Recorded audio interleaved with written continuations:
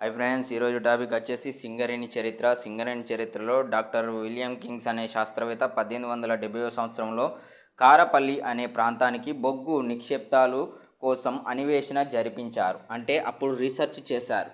1871 సంవత్సరంలో అపారమైన ఖనిజ నిల్వలు ఉన్నాయని నిర్ధారించారు.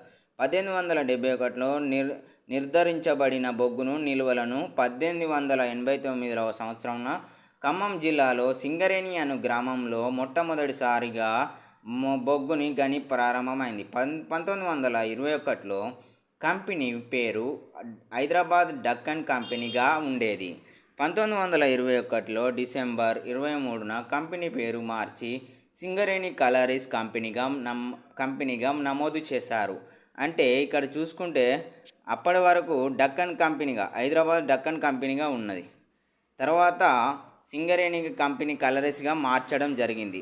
మొత్తానికి చూసుకుంటే తెలంగాణ ప్రాంతం ఆంధ్రప్రదేశ్తో ఉన్నప్పుడు, అంటే ఆంధ్రప్రదేశ్లోనే తెలంగాణ ఉన్నప్పుడు 2014లో విడిపోకముందు అప్పుడు ఎలా ఉండేదంటే 1889 ప్రాంతంలో కంపెనీ కార్యకలాపాలకి ఈ క్రింద ఏరియాల్లో విస్తరించారు. 1889లో మొట్టమొదట భూగర్భం ఇల్లందులో ప్రారంభమైంది. ఇది కొత్తగూడెం భద్రాచలం దగ్గరలో ఉంటుంది. 1928లో బెల్లంపల్లి ఏరియాలో, ఇది మంచిర్యాల దగ్గర ఉంటుంది.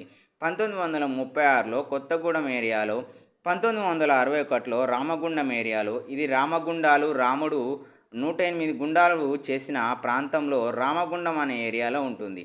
1971లో మణుగూరు అనే ఏరియాలో ఉంది. 1988లో భూపాల్పల్లి ఏరియా, ఇప్పుడు జయశంకర్ జిల్లాగా పిలుచుకుంటున్నారు. ఇది సింగరేణిలోని మొట్టమొదటిసారిగా ఓపెన్ కాస్ట్ గనిగా 1975లో రామగుండంలోని ప్రారంభమైంది.